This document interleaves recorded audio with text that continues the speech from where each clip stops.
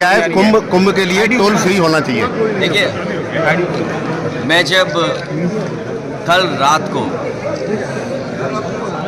Highway पे चला तो मैंने देखा बड़े पैमाने पे गाड़ियां रुकी हुई हैं टोल पर। टोल पे जो गाड़ियां रुकी थी उनके साथ साथ जहां बसों को स्थान मिल जा रहा था वहां पर रुक करके सब अपने भोजन खाने पीने का इंतज़ाम कर करके बैठे हुए थे। इसीलिए मैंने कहा कि इस सरकार में कई मौक़ों पर हम लोगों ने देखा अपने मनोरंजन के लिए मनोरंजन कर ये लोग माफ़ कर देते थे, टैक्स फ्री करते फिल्में। अगर अपने मनोरंजन के लिए फिल्मों को टैक्स फ्री कर सकते हैं तो इतने बड़े पैमाने पे कुंभ यात्रा पर कुंभ में जाने के लिए स्नान करने के लिए लोग जा रहे हैं और दूर दूर से यात्री जा रहे हैं। सोचिए, जिन परिवारों से मैं मिला वो हिमाचल के थे, हरियाणा के मिले, मुझे दिल्ली के मिले। लोग इतनी दूर से चल कर के आ रहे हैं, न जाने कितना तो उन्हें टोल देना पड़ रहा होगा जब आप 10,000 करोड़ से ज़्यादा का कुंभ कर रहे हैं। तो ये टोल माफ़ करना कोई बड़ी बात नहीं है, इसलिए टोल कर इनके लिए माफ़ हो जाना चाहिए।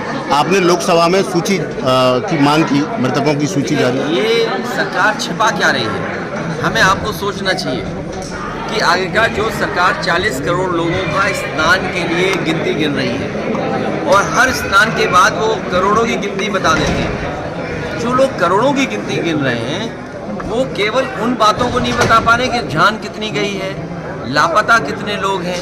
हम और आप लोग लगातार खबरें सुन रहे हैं, कोई अपने पिता को ढूंढ रहा है, कोई अपने परिवार के दूसरे सदस्यों को ढूंढ रहा है, भाई भाई को ढूंढ रहा है, बेटी पिता को ढूंढ रही है। तो ये जो घटनाएं सुनने को मिल रही हैं कि बेटा के पिता एक्सपायर हो गए हैं, उनको डेथ सर्टिफिकेट नहीं दे रहे। आखिर क्या छिपाना चाहती सरकार जब आपने कह दिया है कि कुंभ में मरने वालों के जिन परिवारों की जान गई है उनको 25 लाख का मुआवजा देंगे, मदद करेंगे उनके परिवार की। तो ये गिनती क्यों छिपा रहे हैं आप? ये गिनती इसलिए छिपा रहे हैं क्योंकि उनको मुआवजा न देना पड़े।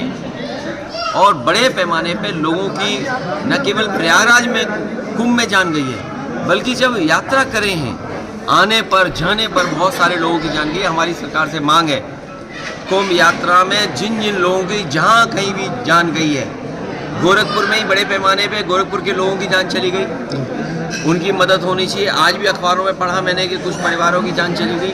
तो कुंभ में जान जाने वालों की, दूसरे प्रदेश के जो लोग आए जिनकी जान गई उनकी, और कहीं भी श्रद्धालुओं का एक्सीडेंट हुआ उसकी जान गई है तो सरकार को मदद करनी चाहिए उनकी। सर, दिल्ली विधानसभा चुनाव परिणाम आ गया। देखिए, दिल्ली का परिणाम जो हमने आपने देखा, आपको हम चाहते थे कि आप पार्टी जीते, आप पार्टी नहीं जीती, बीजेपी जीती है। लोकतंत्र में हम जनता का जो भी फैसला वो स्वीकार करते हैं, लेकिन उत्तर प्रदेश की हमने आपने लूट देखी है।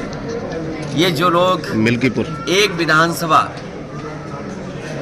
पूरी ताकत लगा दी ने, इन्हें तो लोकतंत्र में कोई बहुत बड़ा सम्मान देना चाहिए। लोकतंत्र में इन्हें सम्मान मिलना चाहिए, उन बीएलओ को सम्मान मिलना चाहिए जिन बीएलओ ने पर्ची नहीं पहुंचाई, नाम काट दिए समाजवादियों के। उन अधिकारियों को भी लोकतंत्र का कोई न कोई पुरस्कार मिलना चाहिए जिन्होंने वोट नहीं डालने दिया। ऐसे लोगों को विशेष सम्मान देना चाहिए जिन्होंने 6 वोट डाले, 2 वोट डाले।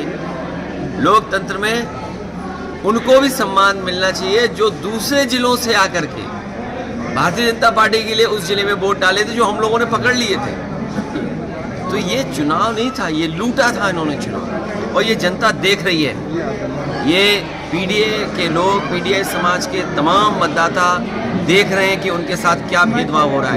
भैया जो लोग मिल्कीपुर जीत करके कोई संदेश देना चाहते हैं, अयोध्या की हार मिल्कीपुर की जीत बराबर नहीं कर सकती है। अयोध्या की हार हमेशा हमेशा के लिए अयोध्या की हार रहेगी, वो बदला नहीं हो सकता मिल्कीपुर की जीत। जो लोग ये कह रहे हैं मिल्कीपुर जीत करके बदला ले लिया, अयोध्या का बदला कोई नहीं हो सकता। अयोध्या की जनता ने अयोध्या में जिताया था, ये चुनाव भी जीत जाते, लेकिन इन्होंने बड़े पैमाने पे बेईमानी की है।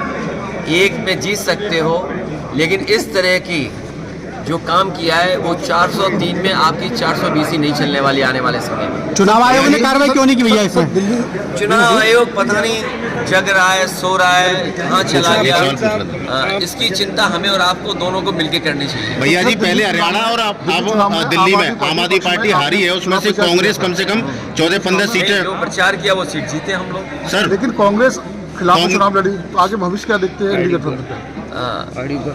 इंडिया गठबंधन मजबूत होगा, नहीं, लेकिन हरियाणा में इंडिया गठबंधन और मजबूत होगा।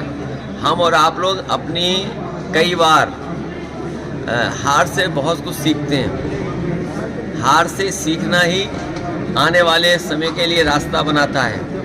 और सच्चाई तो ये पत्रकार साथियों, अगर आपको याद हो चुनाव शुरू होने से पहले मिल्कीपुर का मैंने कहा था कि पत्रकार साथियों आपको ज़रूर आना चाहिए। ये महाकुंभ की तरह 144 वर्षों बाद ये उपचुनाव हुआ है। ऐसा उपचुनाव आपको 144 साल बाद ही देखने को मिलेगा। आपने ये मौका, आपसे ये मौका खो दिया, चूक गया।